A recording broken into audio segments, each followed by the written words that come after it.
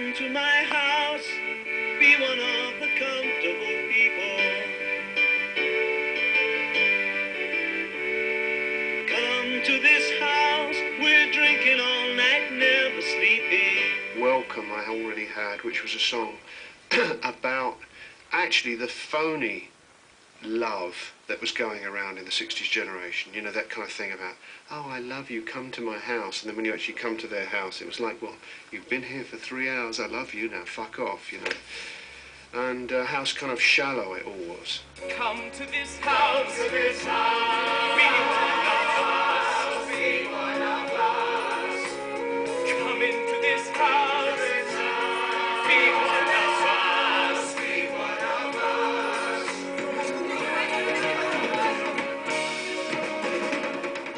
You're expecting him to have all the answers and to tell you, and all he says is, you know.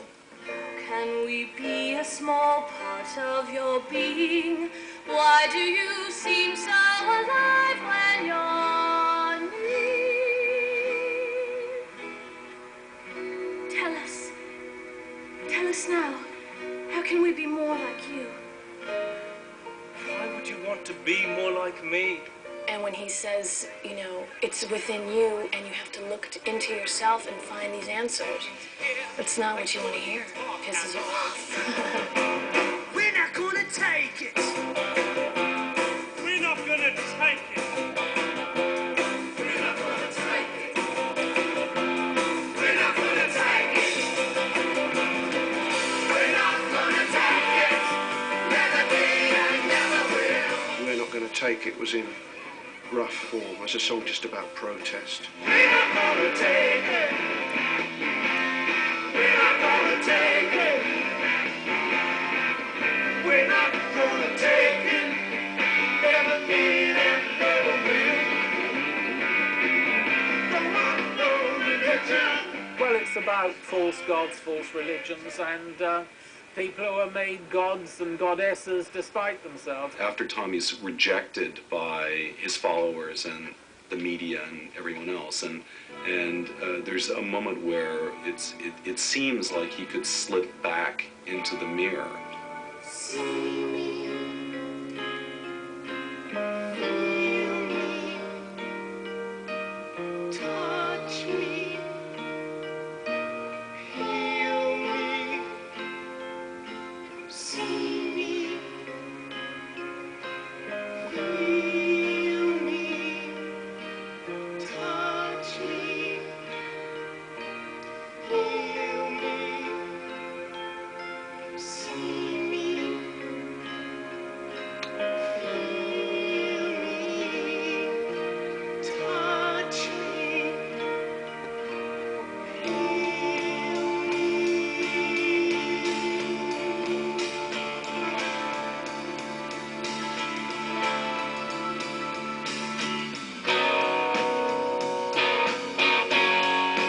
Listening to you, I get the music. Gazing at you, I get the heat. The last part of the show has a great deal to do with wanting to make a connection between the people who were there in the auditorium and what's been going on stage. Then finally taking the step, smashing through the fourth wall and turning out to the real extended family, which is the audience.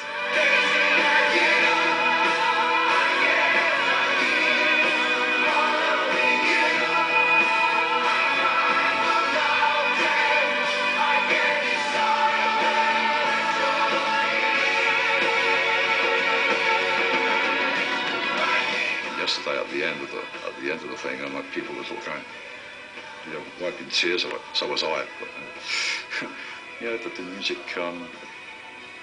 affects your emotion, and I think it's, if it can affect your emotions back then, and it still can, I mean, that's the reason it survives. It's emotional.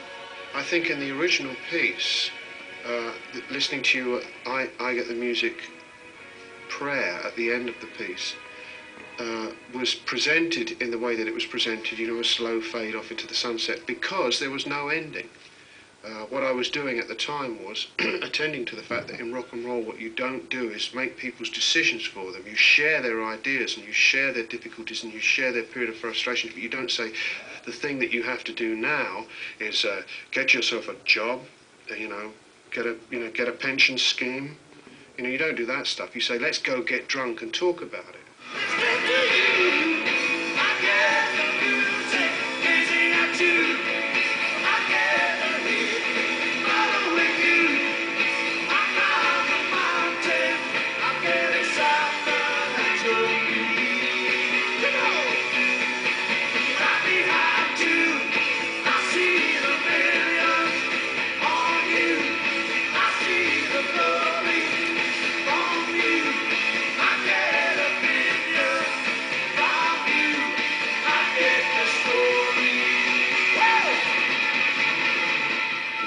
I think Tommy itself now has been given wings to fly, and I'm a bit thankful about that in some ways. We can let Tommy fly and go.